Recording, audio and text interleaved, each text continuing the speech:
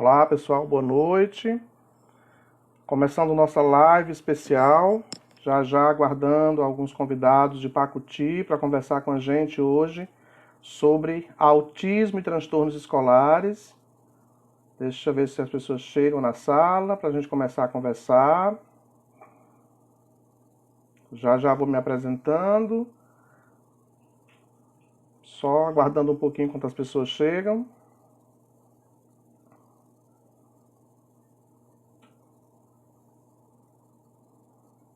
Vamos aguardar a entrada de algumas pessoas para a gente começar a conversar sobre autismo e transtornos escolares. Hoje com a participação da turma de Pacuti, onde a gente estava realizando um curso de formação e agora vamos continuar essa formação na plataforma à distância, né, trabalhando virtualmente, por se tratar de um novo momento que demanda aí de nós esse reinventar-se. O som e a imagem está chegando ok para vocês aí? Dá um retorno para mim, por favor. Som e imagem está ok? Som e imagem ok. Quem estiver me ouvindo, por favor, retorne com ok. O som e a imagem está chegando aí? Júlia, Silvério, está chegando direitinho o som e a imagem para vocês? Dá um ok para mim aí, quem estiver me ouvindo, para ver se está ok som e imagem. Márcia Bastos, Renata Miranda, Júlia Silvério tá ok, né? Bom, a gente vai aguardar um pouquinho entrar mais algumas pessoas para a gente começar a nossa pauta, autismo e transtornos escolares. Estamos hoje com uma participação bem especial da nossa turma de formação lá de Pacuti, organizada pela nossa querida Cleuma. Deve estar já chegando na sala para a gente conversar sobre esse assunto. Bom, a gente começou um curso de formação lá em Pacuti, autismo e transtornos escolares, e em função desse isolamento social, a gente precisou parar os nossos encontros presenciais e vamos retomar hoje e depois de amanhã, duas lives especiais falando sobre autismo e abordando alguns transtornos escolares que se faz presente hoje nos demais espaços institucionais e que demanda de nós, profissionais da educação, da saúde ou de qualquer outra área que atua com pessoas, o entendimento acerca desses quadros diagnósticos. Vamos aguardar mais um pouquinho, enquanto mais algumas pessoas chegam. Cadê a turma de Pacuti, que eu não estou vendo aqui na sala ainda?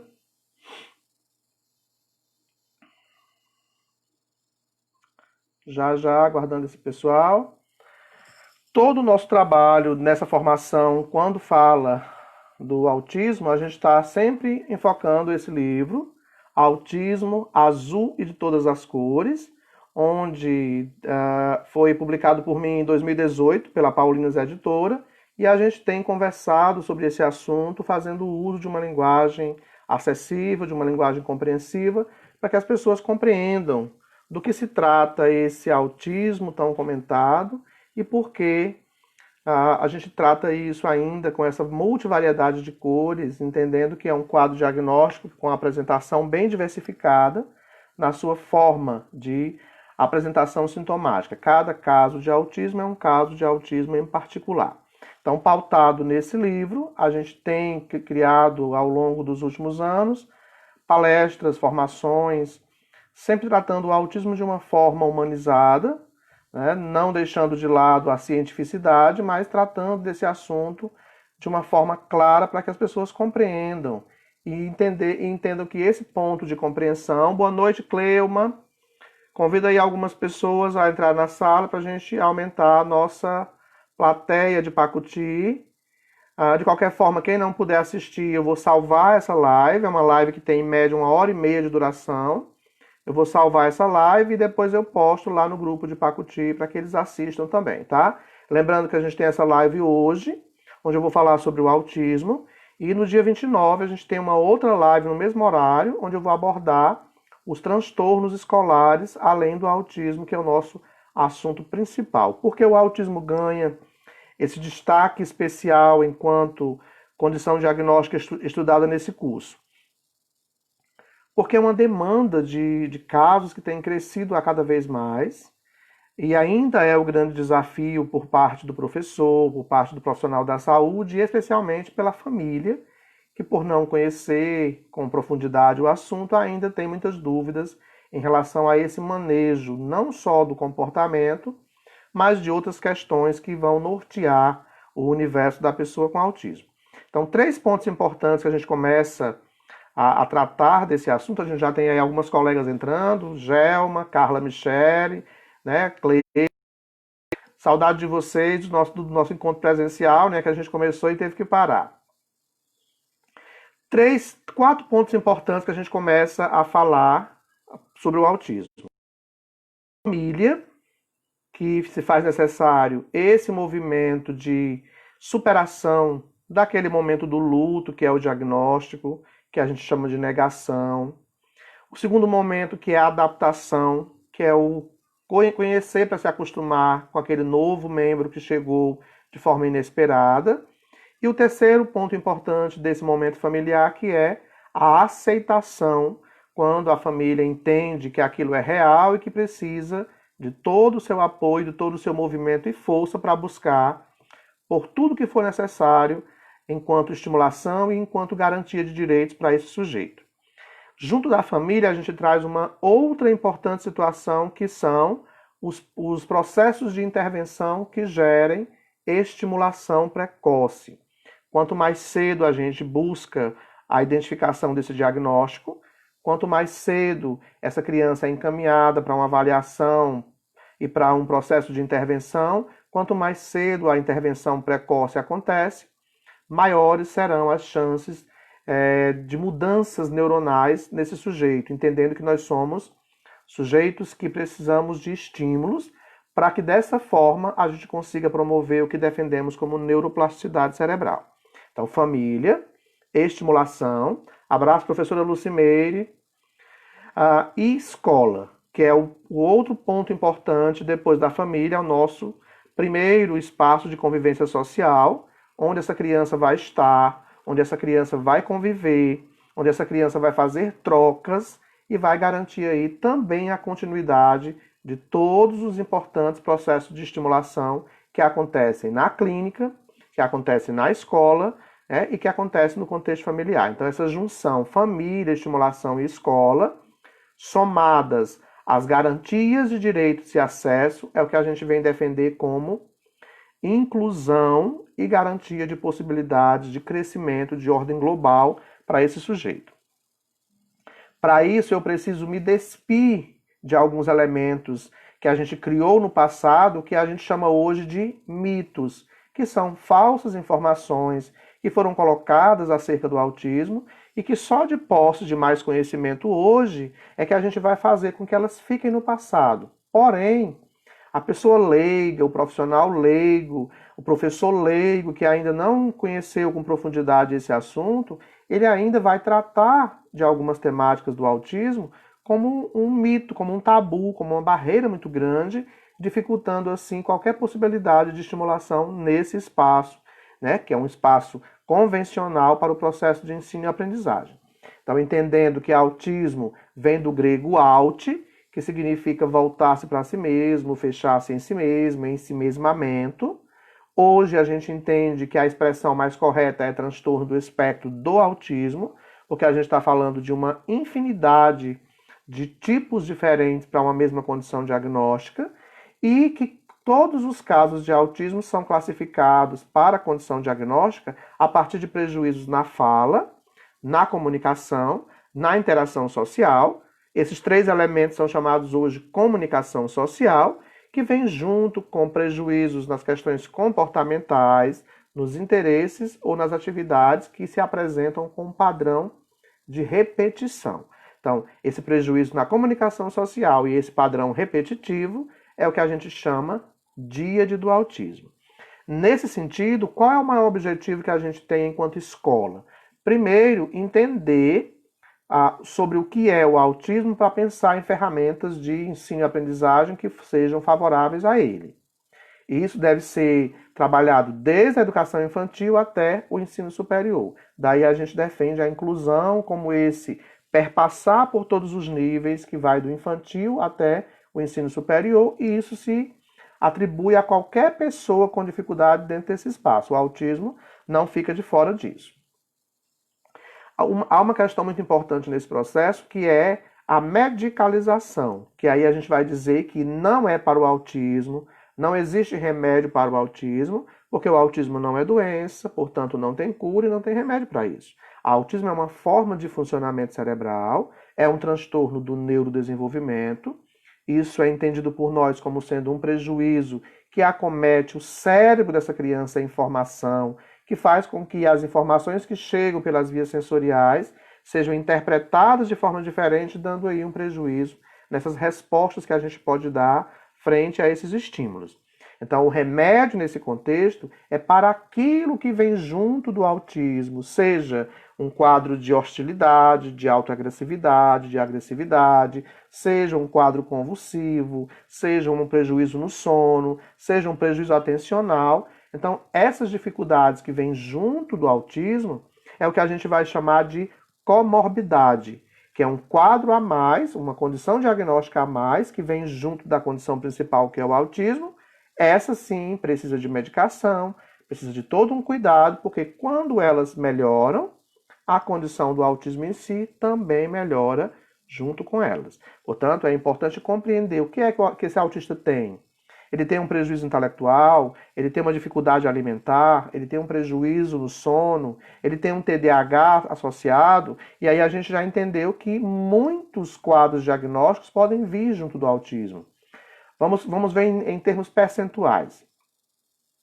90% das pessoas com autismo têm prejuízos nas questões sensoriais. Desconforto com barulho, com cheiro, com tato, né, o contato físico, com a textura do alimento, que é tátil, gustativo, olfativo e também visual. Então, essas questões sensoriais precisam ser trabalhadas com estimulação sensorial, né, seja no contexto escolar, com integração sensorial no contexto terapêutico ocupacional, mas também com estimulação sensorial nos contextos familiares, que é lidar com os estímulos, trabalhar com esses estímulos, para que gradativamente a criança vá apresentando menos desconforto quando vier se deparar com esses estímulos. E a gente sabe que o dia a dia é repleto de estímulos, né? Então, 90% das pessoas com autismo têm algum prejuízo sensorial. Então, vamos entender duas questões importantes. O autismo é um transtorno do neurodesenvolvimento, porque tem prejuízos no seu funcionamento cerebral. Autismo é considerado um transtorno sensorial, porque 90% dos casos tem prejuízo sensorial associado. Muitos autistas têm dificuldades para dormir, têm insônia calma, que é aquela insônia onde ele acorda, fica brincando com as mãos, mas não reclama a presença da mãe. Ou tem a insônia agitada, que é aquela insônia onde ele acorda, se desorganiza, e quanto mais alguém tenta confortar, mais ele fica agitado. Outros dormem super bem e não tem prejuízo algum com sono. O fato é que a gente vai ter sempre alguma situação associada com o autismo. 75% dos autistas têm prejuízo intelectual. Hoje o autismo é considerado também deficiência, mesmo se casos não têm a deficiência intelectual. Mas em termos legais, todos são considerados pessoas com deficiência, mas 75% dos casos de autismo têm algum prejuízo intelectual. 80% dos casos de autismo têm prejuízo de sono. 80% dos casos de autismo têm alguma dificuldade com o alimento, a seletividade alimentar ou a restrição alimentar. Até 70% dos autistas têm alguma dificuldade motora. Um dos transtornos motores mais presentes no autismo são as estereotipias, os maneirismos, o andar na ponta dos pés, o andar sem parar, esse padrão de repetição que é muito recorrente. Além de 44% com TDAH, até 30% com epilepsia associada, né, quadros, a gente tem aí 24% das pessoas com síndrome de Down que podem ter o autismo associado. É importante observar isso, além da deficiência intelectual, podem ter o autismo associado, dentre outras questões importantes que, em alguns casos, demandam a necessidade da medicação, que melhora a condição comórbida, que melhora a condição do autismo. Então, o autismo surgiu pela primeira vez em 1906.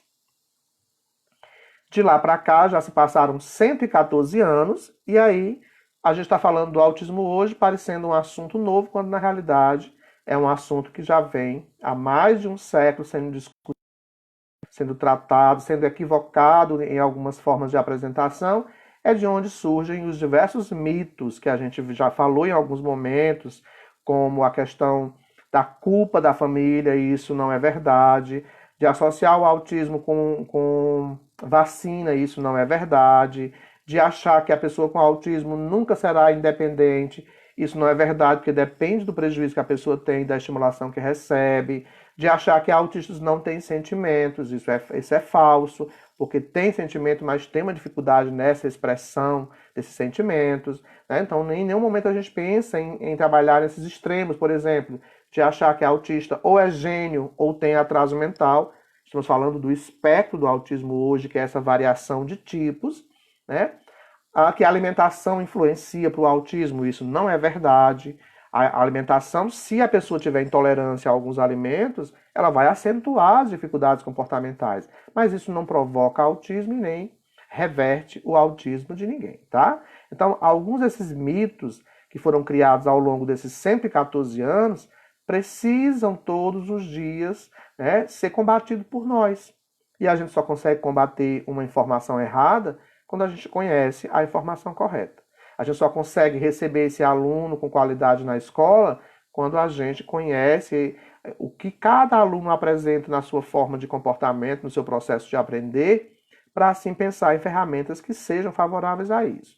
A família só vai entender como deve se posicionar frente a algumas questões do seu filho com autismo quando ela também passar a conhecer melhor. E quem pode informar somos nós, profissionais, que estamos lidando com essa demanda que é cada vez mais presente em todos os espaços escolares. Nesse sentido, é importante que a gente compreenda a necessidade de estimulação. E o elemento mais importante desse processo de estimulação, em se tratando do autismo, é o brinquedo, é o jogo, é o lúdico. E a gente já sabe que por prejuízos neurológicos, falhas em algumas áreas cerebrais, como a amígdala, neurônios espelho, cerebelo, córtex pré-frontal, essas crianças podem ter uma forma de brincar não muito funcional. Daí a importância de orientar a família como brincar, entendendo que esse brincar, ele gera prazer, esse brincar, ele desenvolve a fala, ele proporciona a convivência social, ele proporciona a afetividade e emoção, ele prepara para a vida, ele atua na formação da personalidade, da inteligência, ele envolve diversos aspectos. E isso começa a acontecer lá na educação infantil, acontece o tempo todo em casa e vai acontecer o tempo inteiro nos nossos atendimentos clínicos ou institucionais. O nosso melhor e maior elemento de intervenção para qualquer criança, para o autismo não é diferente, é o jogo, é o brinquedo. É a partir desse brinquedo que a gente vai transformar qualquer dificuldade em possibilidade. Mas para isso eu preciso de uma questão importante. Identificar nesse aluno, nesse paciente que eu estou acompanhando, qual o seu estilo de aprendizagem, como ele melhor aprende. Ele aprende melhor vendo, ele aprende melhor ouvindo, ele aprende melhor vendo e ouvindo, ele aprende melhor experimentando. Então, o que é que predomina? A gente vai até falar amanhã no Instagram, numa live, sobre como identificar os estilos de aprendizagem.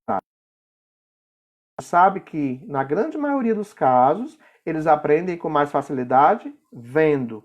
Por isso que a gente se utiliza de figuras, de imagens, de objetos, porque tem um poder de retenção muito maior para a pessoa com autismo. Ela aprende muito mais fácil quando ela tem esse elemento visual, porque ele fica ali mais ao seu acesso e isso favorece essa apreensão mais significativa daquilo que é levado enquanto informação. Então a gente precisa criar ferramentas que gerem possibilidades de imaginação, de abstração, de fantasia, a utilização de recursos com repertório de sons, que estimule a musculatura orofacial, né, que promove a fala, a mastigação e a dentição saudável, que estimule a musculatura manual, que promove aí o treino de habilidades importantes para a escrita, para a alimentação e outras atividades da vida diária. A estimulação de atividades que gerem criatividade, como pintura, com lápis, com tinta, pintura com o dedo, brincadeiras mais amplas que gerem possibilidade de coordenação motora. E a gente sabe que essa região cerebral na pessoa com autismo, que é o cerebelo, ela está em prejuízo. Portanto, é necessário estimulação psicomotora também. Brinquedos que favoreçam a estimulação sensorial, que promovam relaxamento, né? Essas diversas possibilidades lúdicas são importantes para que essa criança possa desenvolver-se bem, entendendo que trata-se de um quadro diagnóstico que compromete as questões de ordem neurológicas, que trazem prejuízo no seu neurodesenvolvimento, tá? Bom, vamos entrar no autismo em si enquanto elemento de chegada na escola. Primeiro a gente vai entender que autismo é uma condição real, não é inventado, não é fantasia, não é moda.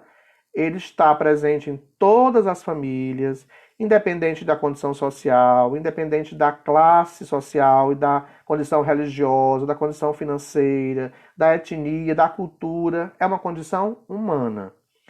Porém, ninguém se prepara para receber um filho com uma dificuldade. Os pais normalmente fazem um movimento contrário. Eles se preparam para receber um filho que vai realizar tudo aquilo que ele não realizou. Alguns pais projetam nos seus filhos aquilo que eles queriam fazer, mas não fizeram, a vida que eles queriam ter, mas não tiveram. Outros deixam que cada um siga o seu próprio caminho. Essa criança chega. Ela chega no espaço familiar e ali muitas vezes o processo de neurodesenvolvimento, os primeiros anos de vida vão acontecendo.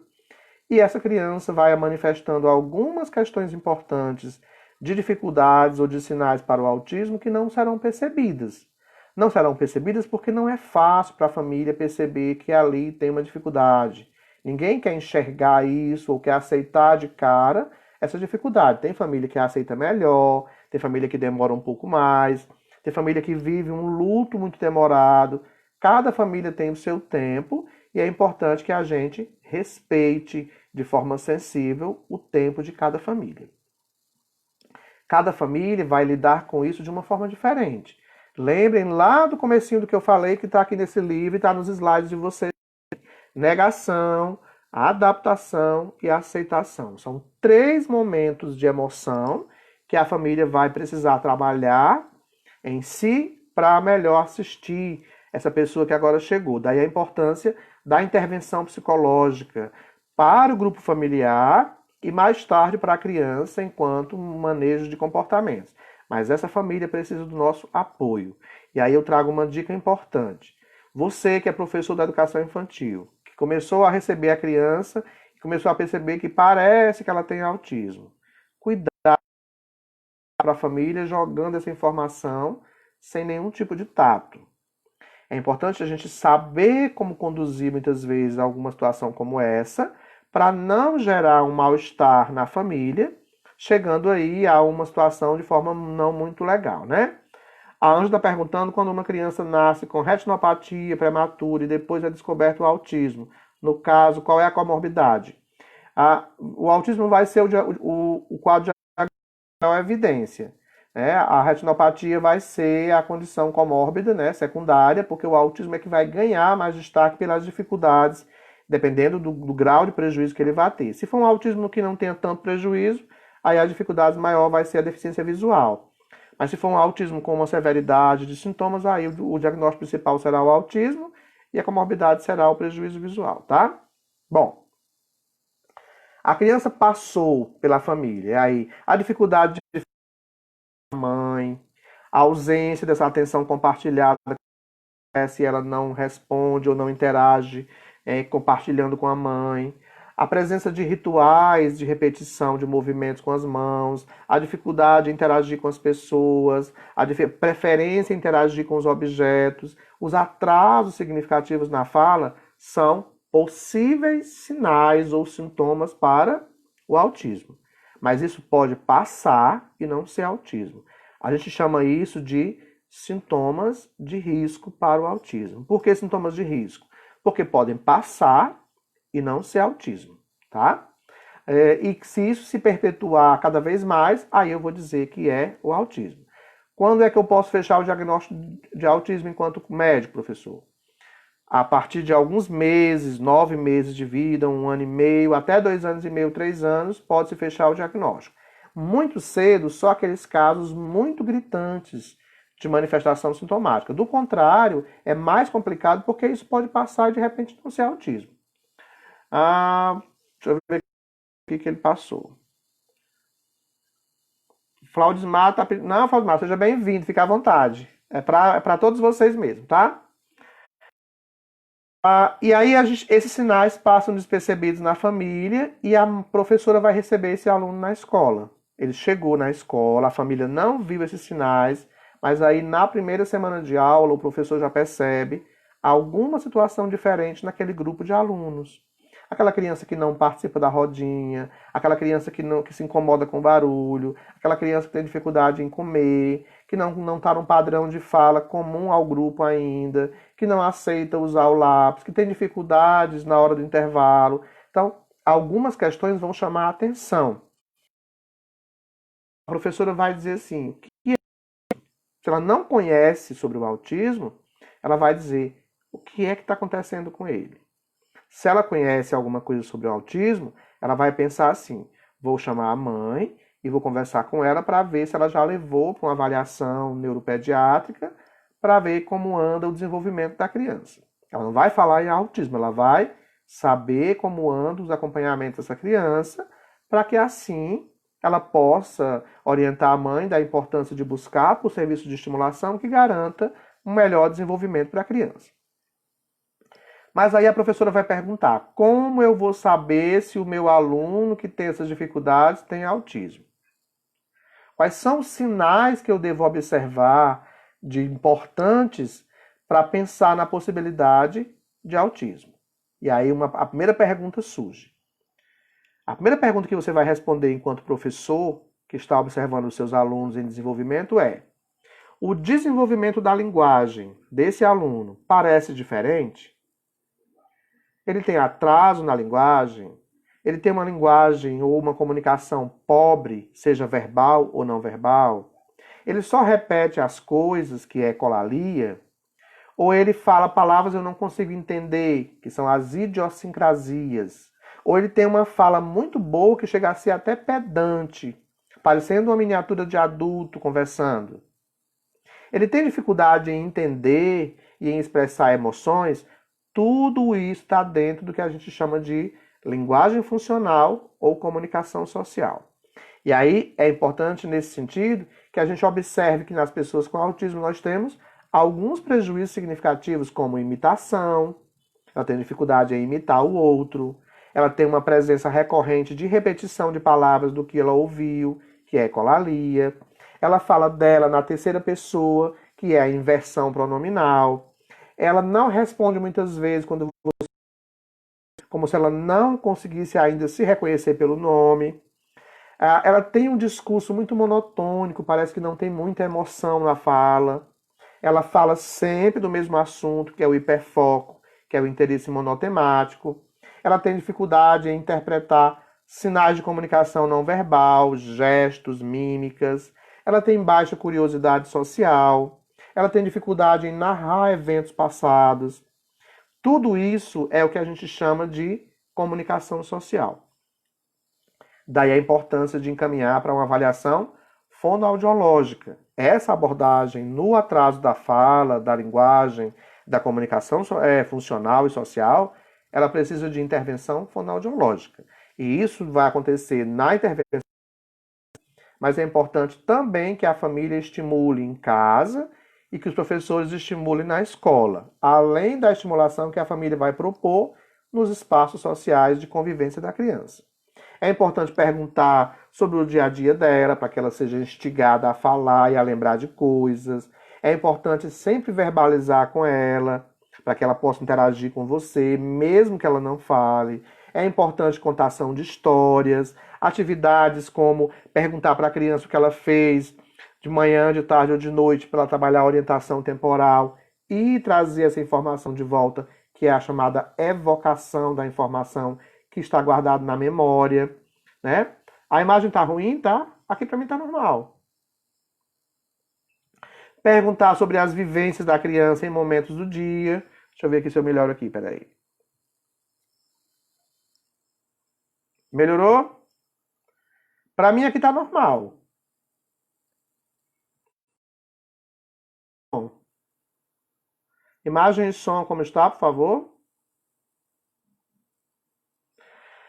Permitir que a criança encontre uma forma qualquer de comunicação. Não é para ficar adivinhando o que ela quer, é para estimular para que ela fale, ou mesmo que ela não fale, para que ela consiga encontrar uma forma de dizer o que ela sente.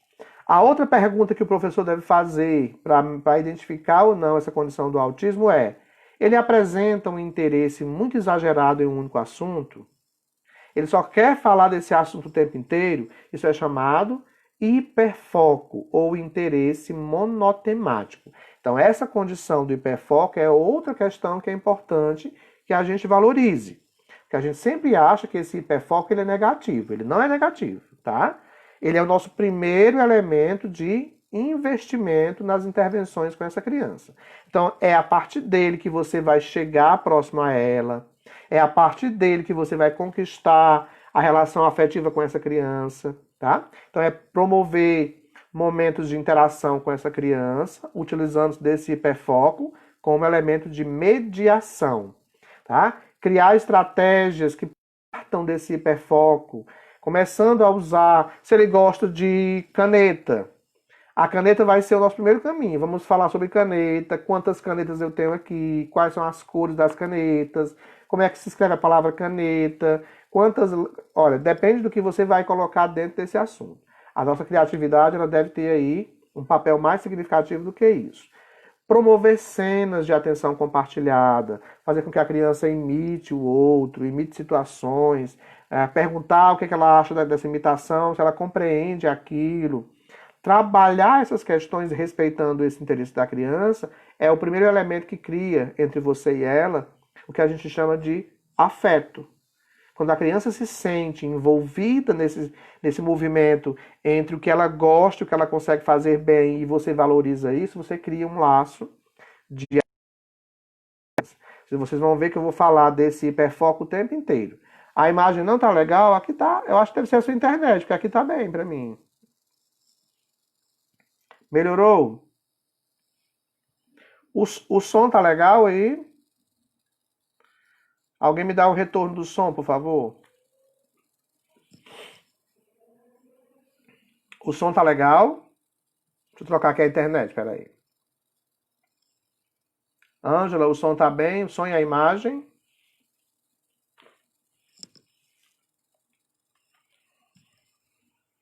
Som e imagem, tá ok? Alguém pode me dar um retorno, por favor?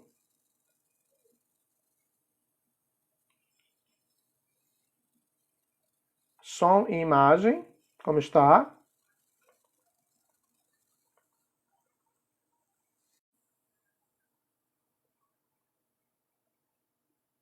Alguém pode dar um retorno, por favor? Som e imagem, como está? Atenção, som e imagem, por favor.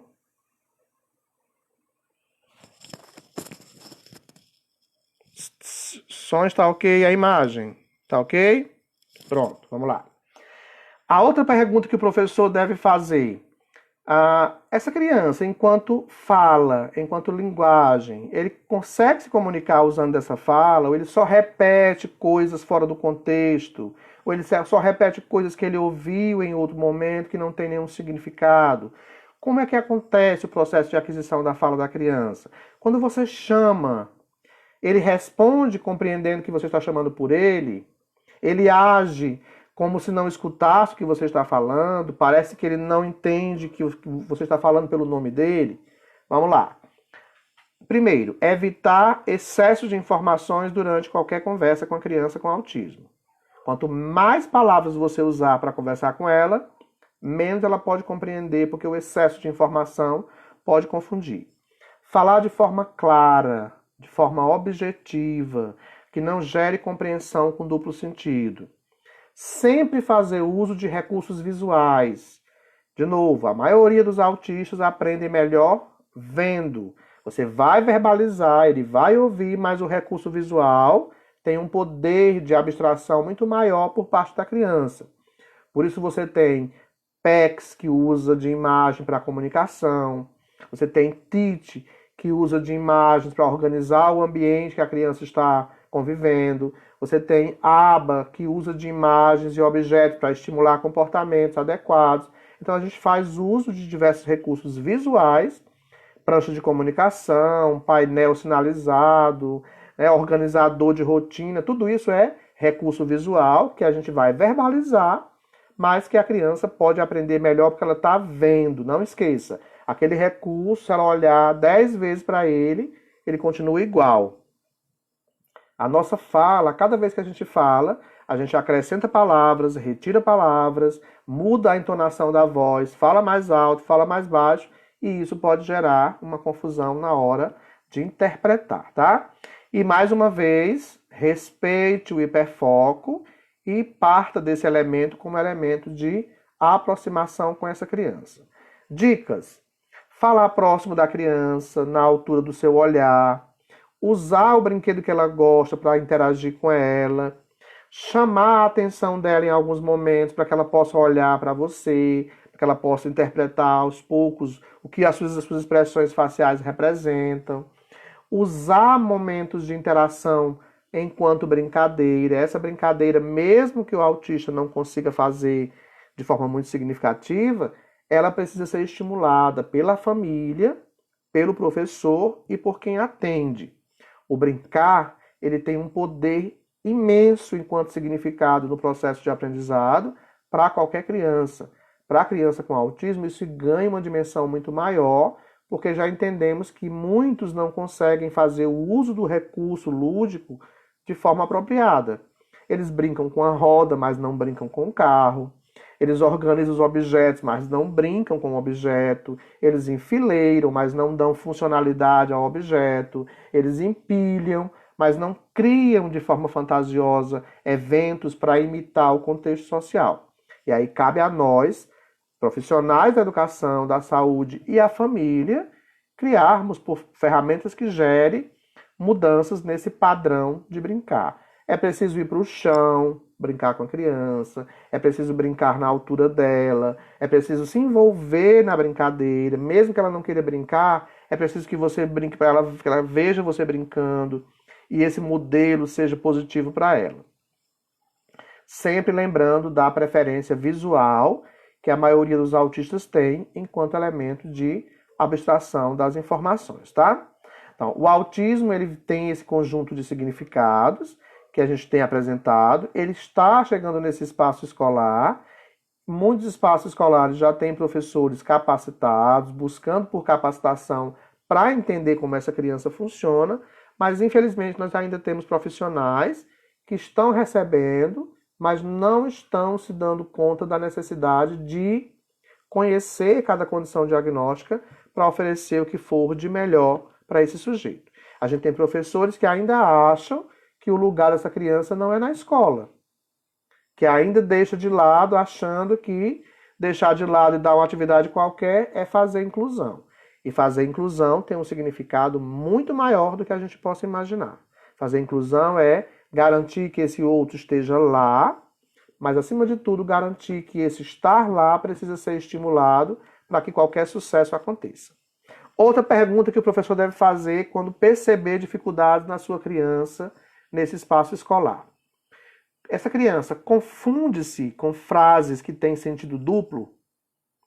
Ela leva tudo ao pé da letra? Ela é concreta demais nas informações? Por exemplo, ela entende o significado de uma palavra de forma muito concreta sem entender o contexto daquela palavra dentro de uma frase qualquer, por exemplo? Vou matar a semana, vou matar a sexta-feira, vou imprensar a sexta-feira, vai chover canivete, é mamão com açúcar. Ela entende que é uma metáfora ou ela entende ao pé da letra? Essa construção mais aprofundada dessa compreensão, ela vai acontecendo naturalmente com as crianças. Mas na pessoa com autismo, essa dificuldade vai ao longo da vida. Por isso que é importante que a gente estimule uma situação nos seus diferentes contextos, para gerar a possibilidade de metacognição. Vamos lá. Ser claro na sua fala. Ser direto no seu comando. Sempre que possível, apresentar os diversos significados de uma mesma palavra. Manga pode ser o quê? Depende do contexto. Pode ser uma fruta, se eu estiver falando de frutas. Pode ser parte de uma roupa, se eu estiver falando de vestimenta. Pode ser a peça de um carro, se eu estiver falando de uma manga que prende lá um negócio no carro. Pode ser estar debochando de alguém, se eu estiver falando do verbo mangar, né? Que é regionalizado. Então, qual é o contexto disso? Ela tem que entender isso gradativamente. Ela não compreende muito bem isso porque ela tem prejuízo nos neurônios espelhos, que dificulta a imitação social, que dificulta a interpretação, que dificulta o brincar, mas que pode ser melhorado se a gente criar ferramentas de intervenção que sejam propícias de neuroplasticidade cerebral. Sempre mostrar, através de momentos de interação, o que representa essas expressões, com duplo sentido, com metáfora e o significado que algumas coisas têm dependendo da sua aplicabilidade, tá? Outra pergunta que o professor vai se fazer. No momento do intervalo, ele vai observar aquela criança que não sai da sala porque o barulho de fora incomoda, que durante o intervalo ela fica andando pela escola ou correndo, como se estivesse fugindo da interação com os outros, que fica brincando sozinha porque não sabe brincar com os outros, que prefere se isolar do que participar de uma interação com outras crianças. E a pergunta é: essa criança se isola dos demais colegas sem nenhum motivo? Ela tem dificuldade em interagir com os colegas? A gente vai ver que normalmente as crianças com autismo se afastam. Não é porque elas gostam de ficar sozinhas. Elas não sabem como interagir com outras pessoas. Esse é considerado um transtorno escolar de grande significado. Transtorno escolar é tudo aquilo que a gente tem como dificuldade que vai comprometer o nosso processo de aprendizado, de comunicação, de interação nesse espaço maior que é a escola. Então, nesse contexto de isolamento social, ela tem dificuldade em interagir com outros colegas, ela prefere ficar mais próximo dos maiores do que dos menores, ou ela prefere ficar mais próximo dos menores do que dos de idade dela. Tem isso também. E aí é importante que a gente tenha esse entendimento para pensar no que eu vou dizer agora. Promover momentos de interação social. Criar estratégias que façam com que a criança brinque com o outro, mesmo que por um curto espaço de tempo, né? Isso vai evitar esse isolamento social, isso vai garantir novas trocas. Ele não se isola porque quer, ele não sabe como brincar. É importante que você oriente um coleguinha a tentar interagir com ele, a chamar a atenção dele para que ele interaja, a criar essa possibilidade relacional com a criança, porque ela não sabe fazer isso. O próprio professor vai fazer esse movimento de se aproximar da criança, de convidá-la, de conversar com ela. Em casa, do mesmo jeito, não deixe seu filho num cantinho isolado porque você acha que ele fica melhor sozinho. Ele fica sozinho porque ele não sabe como interagir com você. É você que tem que buscar por essa interação com ele para que esse movimento aconteça. Então, promova atividades ou momentos de interação com a criança, seja o professor com a criança, seja a criança com outra, propondo atividades em dupla, em grupos, né? Isso gera possibilidades de facilidade para essa interação acontecer. Na família é importante esse movimento cada vez maior de brincar com a criança, de se aproximar dela, né? Essas estratégias garantem não só a afetividade, como melhora essa condição para o isolamento social, que é muito recorrente em muitas crianças com autismo.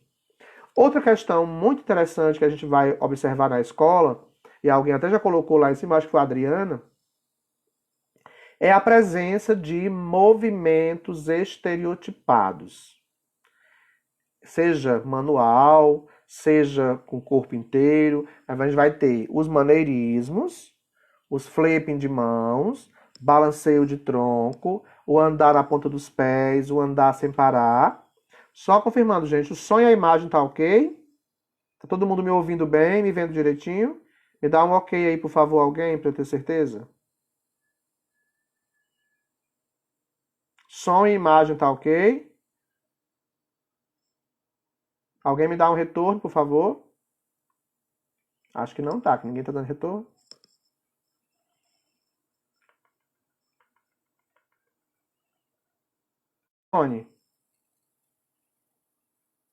Som e imagem, está ok, por favor? Som e imagem, por favor. Cleuma, está na sala ainda, Cleuma? Preciso de um retorno para saber se o som e a imagem estão ok. Ok. Bom, esses movimentos estereotipados são chamados de transtornos motores ou transtorno do movimento estereotipado. Os mais comuns são maneirismos, flipping de mãos, balanceio de tronco, andar na ponta dos pés. E a gente vai entender que essa agitação motora, ela vai estar presente em muitos casos de autismo. Até 44% dos autistas vão apresentar o TDAH associado. Esses vão precisar de Ritalina, de Risperidona, de Venvance, para melhorar o quadro de agitação e assim ter menos desconforto frente a isso. Então é importante lembrar que essas estereotipias nem sempre representam sobrecarga sensorial. O que é sobrecarga sensorial? A gente aprendeu que 90% dos autistas têm a recepção dos estímulos sensoriais, mas a interpretação deles pode acontecer de forma alterada.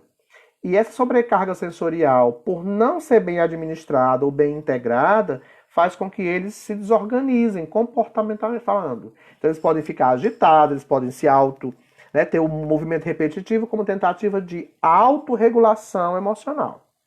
Tentativa de autoestimulação. Porém, eu não posso achar que a estereotipia motora ela é 100% associada a transtornos de ordem sensorial. A criança com autismo ela pode ter estereotipia motora quando tem uma sobrecarga sensorial que ela não sabe como administrar. Ela pode ter estereotipia motora quando ela está sentindo algum desconforto e não sabe como dizer para alguém. Ela pode ter estereotipia motora quando ela está muito feliz, e isso aumenta bastante a quantidade de estereotipias. Então é importante sempre observar o que aconteceu de diferente que gerou essa movimentação repetitiva. Então a gente tem o balanço do corpo da frente para trás, o flipping de mãos, que essas duas mãos na lateral do corpo, os maneirismos, bater os pés no chão ou em algum objeto, girar objetos o tempo inteiro de forma circular, cruzar e descruzar as pernas, estalar os dedos, movimentar os dedos, roer as unhas, pular de um lugar para outro com uma agitação motora bem acentuada, ficar pulando em frente à TV, correr de um lado para o outro, andar na ponta dos pés, fazer movimentos com as mãos em frente aos olhos, tudo isso é estereotipias motoras. Com a medicação, diminuem. Com as terapias, diminuem. Quando você chamar a atenção da criança para uma outra coisa, ela se ocupa com esse outro recurso que você chamou a atenção e acaba também diminuindo a quantidade de estereotipias. Não vai mandar ela parar, não vai segurar as mãos dela para ela parar, porque isso vai aumentar, vai virar um reforçador e vai cada vez mais aumentar. Você vai chamar a atenção dela para outras coisas, que isso vai fazer com que ela se ocupe com essas outras coisas e esqueça aquele movimento de repetição.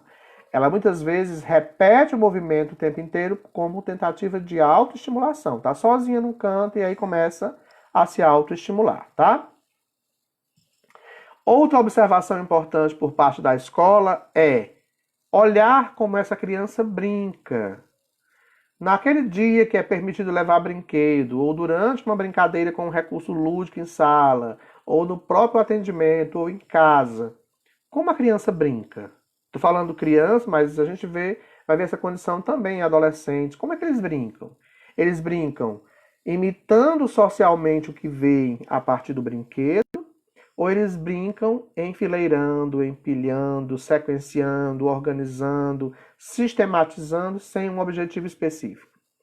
Se ele brinca dessa forma só para organizar as coisas, ele não está brincando funcionalmente. Ele está apenas sistematizando a organização das coisas, mas não está dando vida funcional a esse objeto. Consequentemente, se ele não está fazendo a imitação, ele está, muitas vezes, perdendo a chance de compreender outras questões importantes. A Cristiane está dizendo que é importante antecipar a atividade. Sim, a cada mudança que você vai promover, é necessário que você avise com antecedência para a criança se preparar para essa mudança. Só tenha cuidado com uma coisa, tá, Cristiane? Avisar com antecedência é uma forma de organizar a criança com autismo. Ok, ótimo.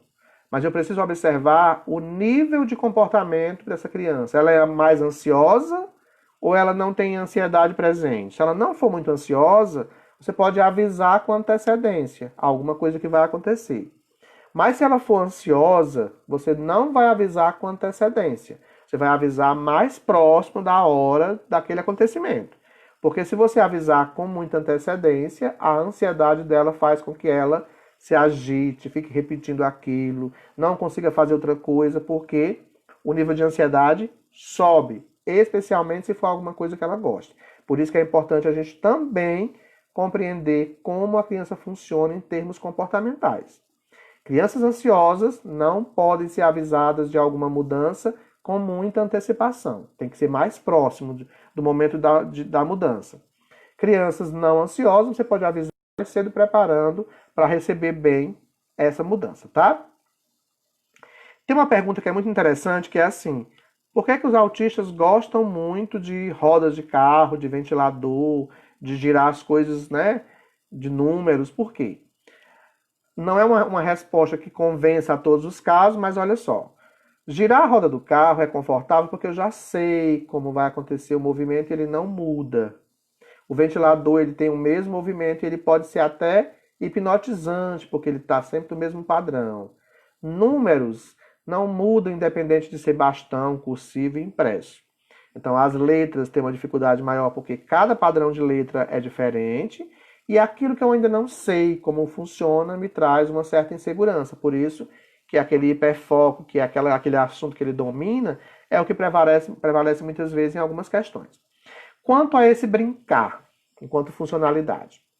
Primeiro, dicas para o professor, quem está na sala que for professor, for familiar também, ou trabalhar no AEE ou trabalhar na clínica. Brinque com a criança, mostre como ela vai manipular o brinquedo, mesmo que, mas ela não olha para mim, mostre do mesmo jeito, em alguma coisa vai ficar da sua informação para ela. Mesmo que ela não fale, mostre e verbalize. Esse é um auxílio auditivo e é um auxílio motor, tá? Se a criança está brincando e ela não sabe como montar o brinquedo, auxilie a criança oferecendo ajuda motora e sempre que puder, verbalize. Faz com que a criança compreenda melhor como isso funciona. Essa junção da explicação, do auxílio motor, do auxílio verbal, do comando verbal, com poucas palavras, com palavras claras, favorece uma melhor compreensão daquilo que ela está fazendo. Sempre que for trabalhar algum elemento, de novo, utilize daquilo que ela gosta. Utilize reforçadores para manter a atenção da criança. Ela gosta de brincar só com carros? Vamos usar os carros. Ela gosta de brincar com robô? O nosso caminho inicial é o robô. Então, comece com brinquedos que a criança goste. Se ela gosta de carro, comece a manipular o carro, né? Use a rodinha do carro, como contar quantas rodas tem o carro. O ideal é sempre começar a treinar esse faz de conta, contando histórias, brincadeiras com o carrinho, simulando uma situação do dia a dia, dando ao brinquedo um significado funcional. A criança ela vai pegar o carro e vai ficar empurrando o carro no chão. Muitas vezes ela nem imita o barulho do carro. É lógico que a gente tem crianças com autismo que fazem um brincar excepcional, que contam histórias, que imitam, mas a grande maioria com prejuízos neurológicos mais acentuados só pega o carro e organiza, vira o carro e fica girando a roda. A Cristiane está dizendo que é mãe de uma criança autista e o foco dela são as letras e os números. Vamos trabalhar a partir disso. Vamos dizer que o hiperfoco dela é letras e números. Qual a idade dela, Cristiane? Porque vamos trabalhar cores, formação de palavras, vamos pegar os objetos, vamos formar as palavras com as letrinhas para aquele objeto. Vamos usar esse recurso para conquistar tudo aquilo que eu acho necessário enquanto estimulação para o desenvolvimento da criança, tá? Então, nesse sentido, é importante que a gente seja tão criativo quanto aquele recurso que eu estou usando. Porque não é o recurso que traz o significado para o aprendizado da criança na escola ou no atendimento. É a forma como a gente usa esse recurso. Tá? O recurso ele é o nosso caminho. Mas se eu não souber como caminhar, não vai adiantar o recurso. Ok? Nesse contexto, uma outra pergunta vai surgir por parte do professor. A Suliane está dizendo que o hiperfoco do meu autista severo é brinquedos de encaixe. E aí, Suliane, tem um ponto importante que acabamos de chegar aqui na minha próxima fala, que a gente vai observar que muitos autistas têm uma abstração, um poder de fantasia mais reduzido do que outras crianças. Esses contos imaginários, contos fantásticos, podem estar prejudicados na criança com autismo. Jogo simbólico, atividade imaginativa podem estar pobres, né? Dificuldades com conceitos mais abstratos. E aí, se ele gosta dos jogos de encaixe, é uma ferramenta excelente para se estimular a imaginação e a criatividade. A construção de objetos, o empilhar, a coordenação motora fina, que é o preparo da mão para a escrita, a coordenação motora fina trabalhando a força muscular, porque o encaixe exige força para prender e força para retirar.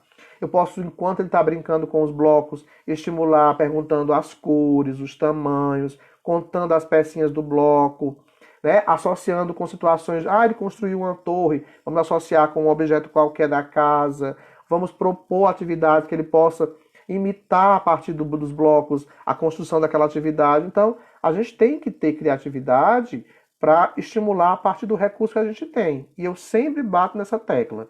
O caminho inicial é o hiperfoco. Se a gente ignorar esse hiperfoco, a gente perde a chance de ganhar outras questões importantes enquanto aprendizado. E aí entra no contexto de novo para pais, professores e terapeutas. Brincar com a criança. Não é a criança brincar sozinha, porque ao brincar sozinha, muitas vezes ela nem sabe brincar. Brinque com ela. Estimule a sua criatividade, conte histórias, conte coisas, imite sons de animais. Naquele momento você tem que ser tão criança quanto ela. Isso favorece a fantasia, chama a atenção dela. Ela olha para você de um jeito diferente porque o movimento da sua fala mudou, chegou ao alcance e compreensão dela. É importante a gente simular coisas do dia a dia, mostrar como funcionam algumas questões do dia a dia, fazer essa imitação de objetos, de animais, enquanto sons. Isso estimula na criança a tentativa de fazer o mesmo, que favorece a musculatura orofacial, que é importante para a fala, que é importante para a dentição, que é importante para a mastigação. Não esquecendo de evitar o excesso de palavras, porque confunde, e de ser sempre claro e direto naquilo que você está oferecendo enquanto comando verbal. Tá? É importante sempre fazer isso e, mais uma vez, reforçando aí aquilo que é interessante enquanto meio de aprender, que é o recurso visual. Tá? A melhor forma de promover essa criatividade, a fantasia e a abstração é, de fato, pelo brincar. E o brincar promove em nós o que chamamos de experimentação. A gente tem falado muito nos estilos de aprendizagem, como o auditivo, enquanto predominância visual e sinestésico, mas a gente tem uma combinação. Tem pessoas que aprendem melhor vendo e ouvindo, experimentando e vendo e ouvindo, vendo e experimentando. Então, no geral, os autistas aprendem melhor vendo. Mas a experimentação, especialmente quando você tem um modelo a ser copiado, ela tem um poder maior do que somente deixar a cargo dele, tá? E aí, mais uma vez, interessante quando a gente está falando de brinquedo. Sempre ter cuidado na escolha do recurso. Como é que essa criança funciona? Ela tem história. Quando ela se desorganiza, ela se morde, ela se bate com alguma coisa. A gente vai observar que 90% dos autistas têm prejuízos de ordem sensorial. Seja hipersensorialidade, né, hipersensibilidade, seja hipossensibilidade. E em se tratando de crianças que podem se automutilar com alguma coisa, é importante que a gente, independente de ser professor, terapeuta ou familiar, que você observe qual é o recurso que você vai disponibilizar para a criança. Porque se a criança coloca as coisas na boca, nada de objetos com peças pequenas. Se a criança se bate com os recursos porque ela se automutila, nada de objetos que possam ser pérfuro cortante, que possa machucá-la.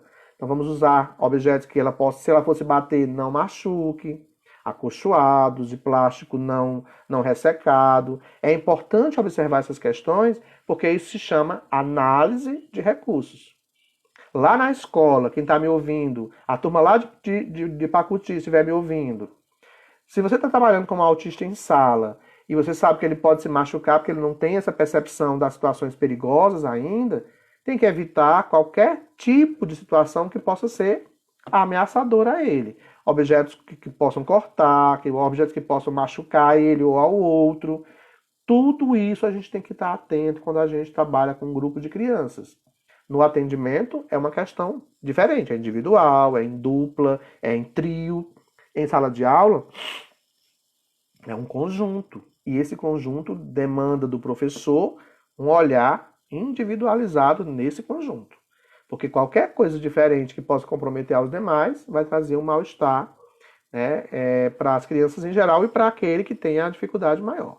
Então é importante observar. Agora, se a criança tem uma dificuldade em lidar com esses estímulos, não vai ser por isso que você vai ficar dentro de casa fechado. Já basta a pandemia e o nosso isolamento social, né? Ah, eu não posso ir para o aniversário porque ele chora quando vê os balões. Eu não vou mais no shopping porque ele fica gritando quando entra no shopping, porque tem muito estímulo. Eu não posso ir na rua porque ele se desorganiza com o barulho dos carros. Ficar fechado dentro de casa não vai ajudar, tá? Ficar fechado não vai ajudar porque quanto mais tempo ele ficar longe de qualquer proposta sensorial, mais dificuldade ele vai ter quando for de encontro a elas. Então não é a terapia do choque, mas é sempre que possível trabalhar questões sensoriais em casa, na escola e nos atendimentos, para quando essa criança for se deparar no contexto social com alguma questão sensorial, ela apresente menos resistência em aceitar aquilo. Algumas estratégias podem ser usadas, como abafadores de sons, evitar contato muito próximo com as pessoas, porque alguns podem não gostar muito, evitar locais com cheiros muito fortes, mas não é deixar de vivenciar isso. É respeitar o limite da criança, mas sempre propor situações onde ela tenha que administrar isso. Porque ao lidar gradativamente com esses estímulos, ela vai naturalmente mudando esse padrão de resistência a esses estímulos, que é o que a gente chama de organização para a integração sensorial, e agora ela vai aprendendo a lidar com isso e passa a não mais apresentar tanto desconforto frente a isso. Se você vai para o aniversário e ela chora, você fica lá até ela chorar. Aí você sai e vai embora. No próximo aniversário você vai de novo e você vai ver que o tempo de resistência vai aumentando, ela vai demorar um pouquinho mais para chorar. A cada vez que você vai e ela chorou e você saiu e respeitou o momento dela, ela vai aumentando o limite frente a esse estímulo porque ela passa melhor a interpretar como cada um funciona. Isso é habituação. A gente vai gradativamente propondo os estímulos, mas lógico que não é só isso. Eu tenho que ter estímulos em casa, trabalhar sensorialmente com a criança em todas as suas possibilidades, levar para o parquinho, levar para o... Ah, mas ela não brinca no parquinho. Leva para o parquinho assim mesmo que ela não brinque, ela fica por ali. Só estar ali já é promoção sensorial para ela. Ela vai aos poucos se aproximando, né? E esse aproximar-se gradativo vai fazendo com que, naturalmente, ela vá mudando esse padrão de interpretação frente a esse processo que é tão desconfortável para ela enquanto questão sensorial.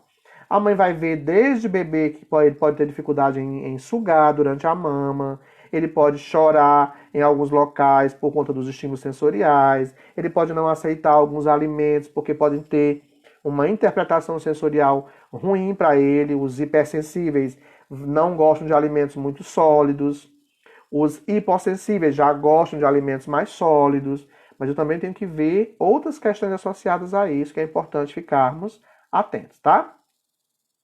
Alguns sensores, tem uma pessoa aqui do México, acho que é Manuel Beltrán, seja bem-vindo.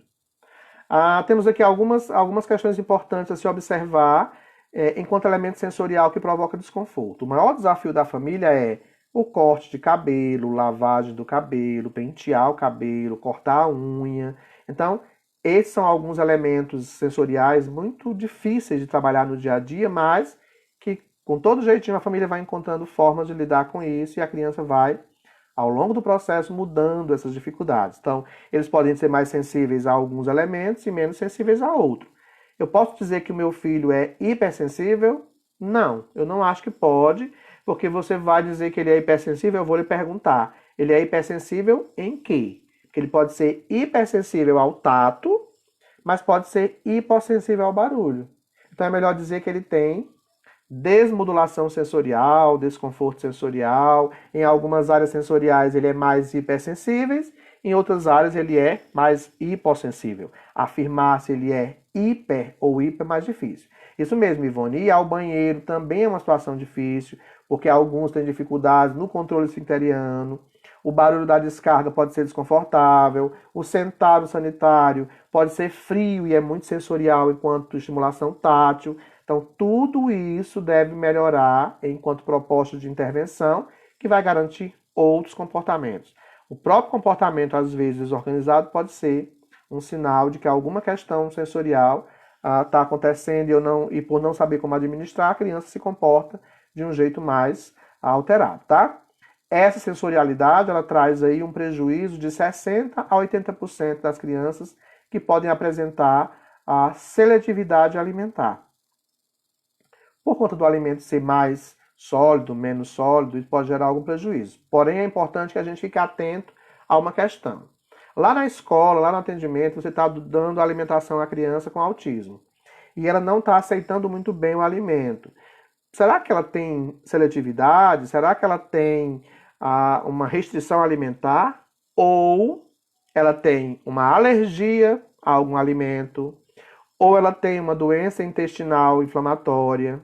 Ou ela tem uma intolerância a algum alimento, que são as doenças celíacas, por exemplo, ao glúten?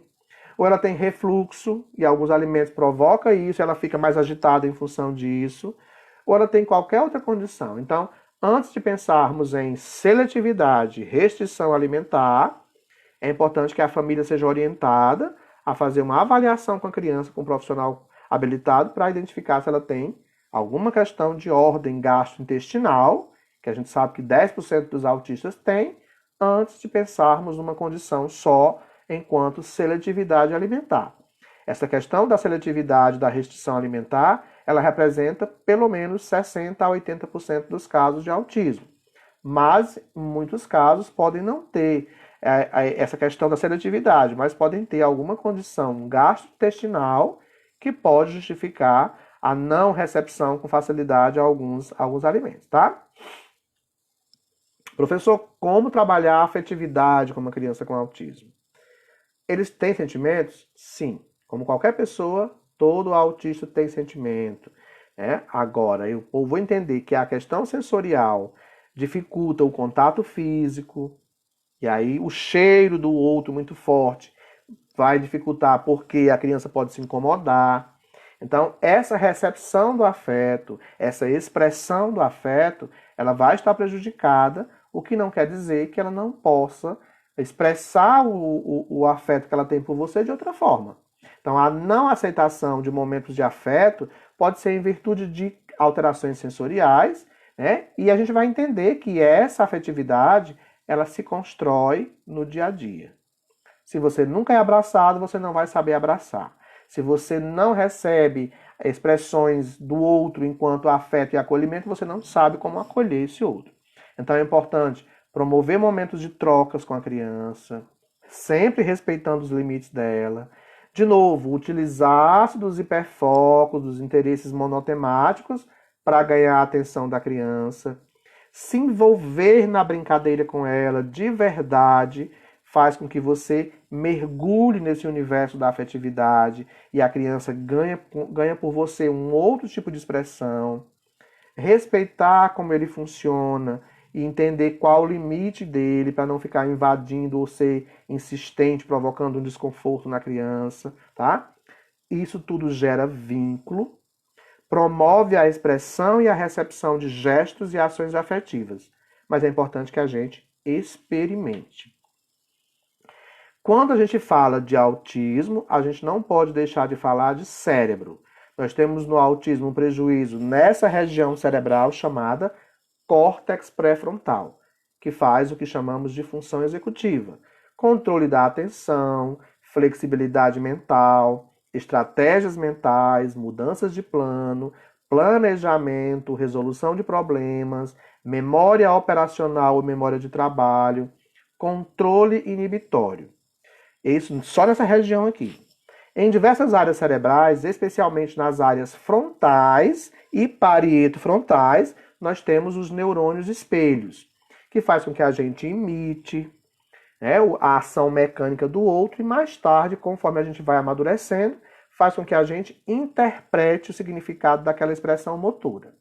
Nós temos atrás da cabeça uma região chamada cerebelo. Essa região ela é responsável pela postura, pelo movimento, pelo equilíbrio, pela articulação para a fala, e ela também participa junto com outras áreas da memória e da cognição. Cognição é a nossa capacidade de aprendizado a partir de todas as nossas vias sensoriais. Nós temos no centro do cérebro um pontinho chamado amígdala. Esse pontinho ele faz com que a gente regule as nossas emoções, a nossa afetividade, a nossa sexualidade.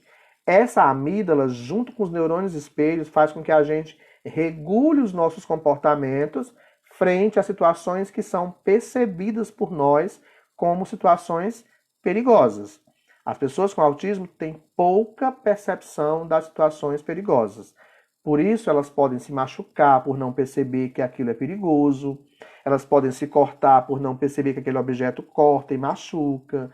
Elas podem se envolver em acidentes por não perceber que aquilo é ameaçador. Elas podem, de alguma forma, ficar mais vulneráveis a alguns acidentes domésticos. E aí é importante orientar a família quanto a produtos de higiene, medicamentos, porque elas podem fazer uso disso por não interpretar, em função desses prejuízos, que aquilo causa algum tipo de ameaça à vida dela, tá? Além desses 4 elementos, cerebelo, corpo caloso, cerebelo, córtex pré-frontal, neurônios espelhos, amígdala, nós temos o corpo caloso. O corpo caloso ele faz com que todas as informações sensoriais que a gente recebe, ela seja captada pelas vias sensoriais, mas seja também comunicada entre os dois hemisférios, direito e esquerdo, enquanto cérebro. A informação chega, ele vai comunicar a informação para os dois lados do cérebro, essa informação ela vai buscar na memória alguma coisa relativa a ela vai transformar a informação em alguma coisa reconhecível, e a partir desse entendimento, que é a interpretação, é que a gente vai dar uma resposta linguística, motora ou comportamental. Nós aprendemos pela cognição. Cognição é a capacidade de aprender pelas vias sensoriais. A gente aprende pela visão, audição, olfato, paladar, tato, sentido vestibular, que é o nosso equilíbrio, sentido proprioceptivo, que é a nossa percepção do corpo em relação ao espaço, sentido sinestésico, que são os nossos movimentos, interoceptivo, que são as sensações internas, esteroceptivo são as sensações externas, termoceptivo, que é a percepção de temperaturas, nociceptivo, que são as situações nocivas e ameaçadoras. Esses sentidos têm que estar todos integrados. Na pessoa com autismo, eles estão de forma desorganizadas, portanto, a informação chega, a comunicação acontece, mas ela pode ser repassada enquanto informação para mais ou para menos. Daí eu tenho autistas hipersensíveis ou hipossensíveis, ou as duas coisas ao mesmo tempo, tá? É muita informação enquanto cérebro, mas a gente tem que entender como a pessoa com autismo funciona enquanto funcionamento cerebral. Quando eu entendo isso, eu entendo o porquê de todos os sintomas do autismo, tá? Então, nesse sentido, a gente tem uma outra pergunta que o professor vai fazer. Aquele seu aluno, como é que ele faz a atividade rotineira? Ele segue uma rotina muito própria? Ele tem um ritual muito rígido? Se você mudar alguma coisa, ele se desconforta? E aí, de novo, entender que muitos autistas têm essa resistência por conta dessa região, córtex pré-frontal, que gera flexibilidade mental, mudança de plano. Se eu tenho um prejuízo aqui, eu não consigo mudar de plano com facilidade. Eu acabo criando uma certa resistência com algumas mudanças. E aí é importante, de novo, organizar visualmente os ambientes para gerar um conforto, avisar quando for mudar, porque isso favorece previsibilidade das coisas, avisar com antecedência, isso garante aí uma melhor organização cerebral, consequentemente, uma melhor organização comportamental. Professor, meu aluno com autismo de vez em quando se desorganiza sem nenhum motivo aparente. Nunca diga isso. Se você observar direitinho o que aconteceu ali, alguma coisa aconteceu que fez com que ele se sentisse desconfortável. Então, o motivo ele é inaparente para nós. Para a criança, tem um significado, é importante que a gente identifique.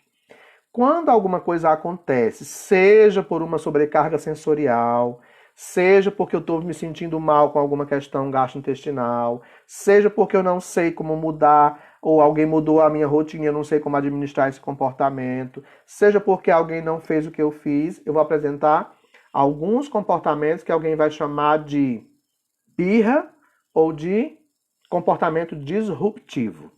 Vamos fazer uma diferença entre os dois. O que é uma birra? Birra é o que toda criança faz quando quer alguma coisa. Se ela chorou, se bateu a cabeça na parede e você deu a ela o que ela quis, ela sabe que quando ela quiser alguma coisa, ela vai fazer esse mesmo ritual e vai conseguir o que ela quer. Assim que ela consegue o que ela quer, ela para de fazer aquilo e volta ao seu estado normal. Isso é birra. É uma barganha para conseguir alguma coisa.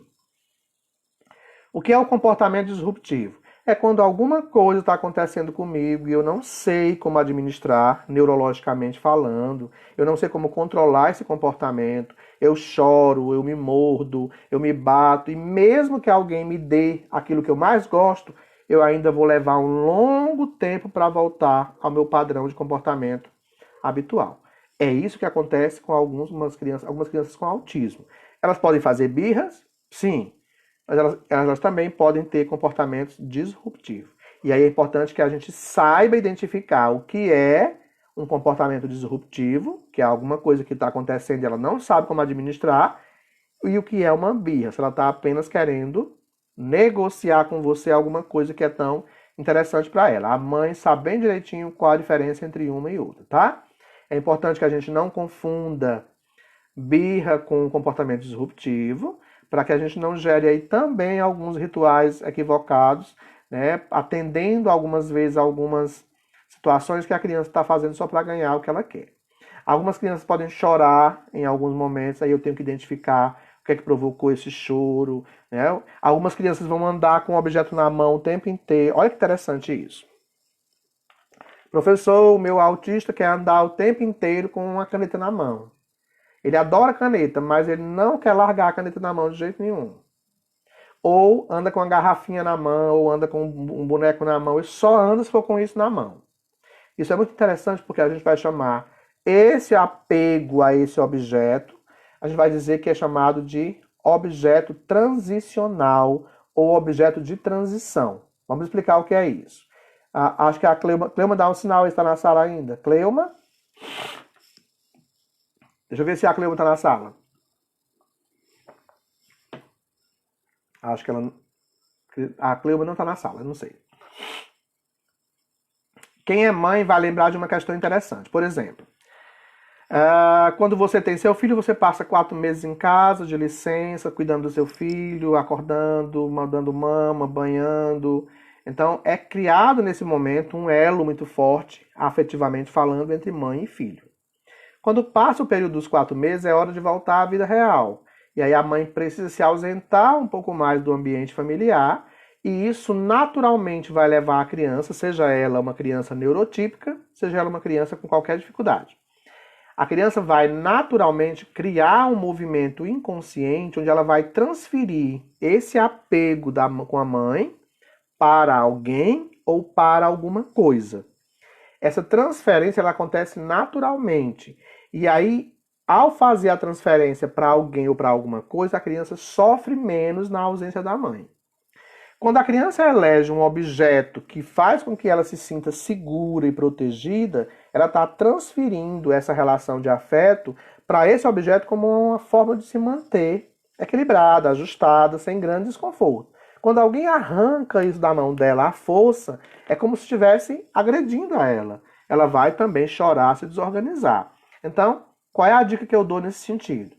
Deixe a criança com o objeto na mão ou chame a atenção para alguma coisa que ela coloca o objeto de lado, coloca na perna, até esquece. Mas se você falar no objeto, chamar a atenção para o objeto, ela reforça o apego ao objeto. Então, chama a atenção para outra coisa, ela vai colocar aqui de lado e vai esquecer.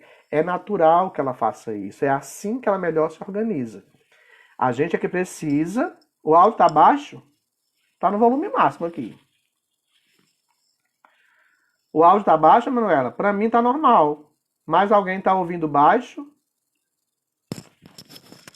Eu estou falando normal e tá normal. Eu acho que deve ser o seu áudio, não? Manuela, veja se não é o seu. Aqui para mim está normal. Está no volume máximo aqui. Então, se a gente entende como a criança funciona, a gente vai ter uma outra forma de lidar com esses comportamentos, tá? E chegamos num ponto importante que é a questão dos métodos normais de ensino, que no caso da escola precisa ser ajustado a cada condição de importância, né, enquanto observação para a criança que apresente com autismo ou com qualquer outra dificuldade. Então a gente vai precisar adequar atividades, ajustar atividades utilizando-se de imagens, reduzir a quantidade de atividades, fazer uma atividade fragmentada em tamanhos menores, utilizar-se de recursos, aproveitar que a criança fala para trabalhar oralmente com ela, tá? A gente tem que observar como cada criança funciona para pensar em condições de ajuste para essa criança, que a gente chama de adequações curriculares de pequeno porte, que gera aí uma facilidade para essa criança ter acesso a todos os conhecimentos que eu estou propondo enquanto ferramenta escolar, tá? Então é importante observar se a criança segura no lápis, se ela não segura, para estimular atividades que gerem a promoção do uso da coordenação motora fina. É importante observar se a criança se organiza melhor na frente da turma ou lá atrás, para eu mudar a posição da cadeira, para eu tirar essa criança de algum local que tenha muito estímulo e ela não se sinta desconfortável. Todos esses pequenos ajustes na escola é de competência do professor, mas para isso ele precisa conhecer como a criança funciona e tem que ter sensibilidade e atitude para criar possibilidades que gerem facilidade no processo de ensino e aprendizagem, tá?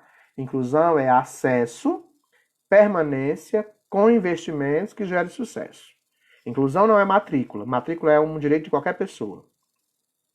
Inclusão é você deixar o outro participar, respeitando a condição dele de diferença, mas dando a ele a oportunidade de ter qualquer recurso trabalhado com a turma ajustado à condição dele. É fazer com que o outro se sinta parte do processo.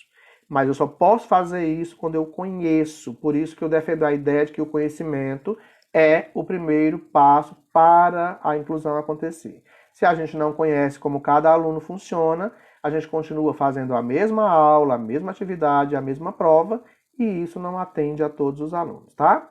Então, esse foi o contexto maior enquanto sintomas do autismo e percepção no espaço escolar. E aí eu vou dizer, se o seu aluno, se o seu paciente, se o seu filho apresenta essas dificuldades, ou parte dessas dificuldades, a gente vai pensar no autismo. Mas não sou eu e nem é você que vai dizer se ele tem ou não autismo. Você vai orientar a família a buscar uma avaliação neuropediátrica ou psiquiátrica infantil, para que o profissional faça uma avaliação, solicite um relatório da escola, entreviste a família, peça exames para descartar outras questões antes de pensar no autismo. O diagnóstico do autismo deve ser criterioso e com o olhar de toda a equipe multidisciplinar. Se a gente consegue fazer esse movimento, a gente vai ter muito mais segurança naquele diagnóstico que o médico falou. Nós temos excelentes médicos neuropediatras no estado do Ceará, temos alguns psiquiatras também de grande excelência enquanto psiquiatria infantil e que vale a pena que a gente consulte, né? Busque esses profissionais, tá? Nós temos grandes referências aí que fazem a grande diferença no estado do Ceará, dentre eles André Pessoa, André Cabral, Sávio Caldas, o psiquiatra Alexandre Aquino, que é de excelência nessa área. Então é sempre importante fazer essa orientação à família a buscar por um profissional que tenha esse embasamento para os transtornos do neurodesenvolvimento, tá? Então é muito significativo isso. Bom, chegamos ao ponto de afirmar, estamos na live 1h20. O autismo tem cura? Não. O autismo não é doença, portanto não tem cura. A gente pode melhorar a condição do autismo quando trata algumas comorbidades. A gente melhora quando tem estimulação, a gente melhora quando tem ferramentas que gerem inclusão, que gerem essa oportunidade de neuroplasticidade cerebral. O que é que se deve fazer enquanto escola? Qual o melhor tratamento? É importante uma avaliação neuropediátrica, psiquiátrica infantil, é importante uma avaliação fonoaudiológica, terapêutica ocupacional, pedagógica, psicopedagógica, neuropsicopedagógica, psicológica, para entender que uma equipe multidisciplinar vai eleger quais são os atendimentos emergenciais para cada caso e o processo de intervenção deve ser iniciado o quanto antes. Mas, independente de começar ou não essa estimulação, nós temos a escola como primeiro espaço de convivência social, que precisa de professores capacitados, que tenham envolvimento em conhecer sobre cada condição que aparece nesse espaço. A gente vai ter toda a diversidade aparecendo nesse espaço escolar, mas que precisa de profissionais que busquem por formação, que tenham leitura no assunto, para entender que não se faz inclusão apenas dando uma atividadezinha para a criança pintar. Faz inclusão quando a gente entende como cada um funciona e a partir desse entendimento a gente adequa as situações respeitando a forma de cada um. A gente continua trabalhando por uma sociedade inclusiva, uma escola inclusiva de verdade, que não apenas vai receber esse aluno diferente, né, por imposição das leis, mas que, acima de tudo, busque, mesmo com as dificuldades que a gente sabe que existem, tratar essas dificuldades não como barreiras, mas como possibilidades de superação. A gente tem que buscar compreender como cada aluno funciona, a necessidade particular de cada aprendente, para que assim a gente possa oferecer elementos que sejam de fato prazerosos. O brincar é um elemento necessário na infância. Ele faz parte da vida de qualquer criança, seja ela em casa, no contexto escolar ou no contexto de atendimento. A gente tem que entender o significado desse brincar para transformar esse momento em um momento de aprendizado. A gente não pode simplesmente deixar a criança de lado porque ela não consegue participar igual aos demais e por isso trazer prejuízo nesse sentido. É importante que a família saiba escolher esse recurso, é importante que a família informe para a escola quais as dificuldades que a criança tem. É importante que a escola se envolva em conhecer como cada criança funciona e para isso a gente só tem um caminho que é leitura. Leia livros sobre autismo, leia o material que você adquiriu nos cursos, veja vídeos na internet, informação a gente tem de sobra. Mas para isso é preciso que a gente esteja aberto a receber essas informações que possam ser construtivas ao nosso processo de ensino e aprendizagem ou de atendimento clínico institucional, tá? A gente chega ao final da live, 1h30, eu acho que vai já cair. Vai ficar salva no Facebook, vai ficar salva no YouTube e eu já posto no grupo da turma de Pacuti. Depois de amanhã a gente vai conversar sobre transtornos escolares, vamos falar sobre outros transtornos escolares, às 19 horas aqui pelo Facebook, para também complementar a nossa formação voltada a autismo e transtornos escolares, especialmente para as turmas de Pacuti, onde a gente começou o curso presencial e teve que parar por conta desse isolamento social, tá? Eu já vou postar no grupo de vocês uma atividade que vocês vão fazer também a partir desse material de hoje, do material que vocês já receberam no primeiro dia de aula do nosso curso, tá bom? Bom, foi um prazer conversar com vocês nessa 1h30 de conversa. É sempre bom falar sobre autismo, é sempre bom levar informação para que esse movimento de exclusão, né, de negativa frente a esses direitos possam ser diminuídos e a gente tenha, de fato, uma sociedade mais inclusiva, uma escola cada vez mais receptiva frente aos seus alunos que têm aí qualquer dificuldade, dentre elas o autismo. Eu sou o professor Wilson Cândido, sou terapeuta ocupacional e sou diretor da Mais Estímulos e todos os dias estou conversando com vocês, seja pelo Facebook, Instagram ou YouTube, sobre temáticas importantes ao nosso processo de formação. Eu espero que cada um de vocês tenha abstraído o máximo possível das informações. Quem não viu a live inteira, daqui a pouco já vai estar no Facebook, e pode ver na íntegra. Foi 1 hora e 30 minutos de conversa, falando sempre sobre esse assunto que ainda é para nós um grande desafio, tá? Fica aqui a dica de que a gente busque por mais leitura. A gente ontem fez uma live só sobre livros e a importância de ler cada vez mais para que esse entendimento acerca das dificuldades possam ser diminuídos enquanto dificuldades e melhor compreendidos por nós, independente da nossa área de atuação. Queria agradecer a presença da turma de Pacuti, da Cleuma e das meninas que fizeram presente. Já já eu posto no grupo de vocês a live inteira para que vocês possam assistir. E qualquer dúvida é só me chamar lá no WhatsApp, no particular, que eu estou à disposição para responder, tá? Não deixem de assistir no dia 29 a nossa segunda live, que é sobre transtornos escolares, complementando aí o nosso processo de formação, autismo e transtornos escolares, tá bom? Beijos a cada um de vocês, boa noite e até o dia 29 aqui no Facebook falando sobre transtornos escolares. Amanhã eu estarei às 18 horas no Instagram falando sobre estilos de aprendizagem, como detectar os estilos de aprendizagem para melhor pensarmos em estratégias que favoreçam o desenvolvimento da criança enquanto ensino e aprendizagem principalmente, tá bom? Beijo a cada um de vocês. Já já essa live vai estar no Facebook para vocês. Abraços, boa noite.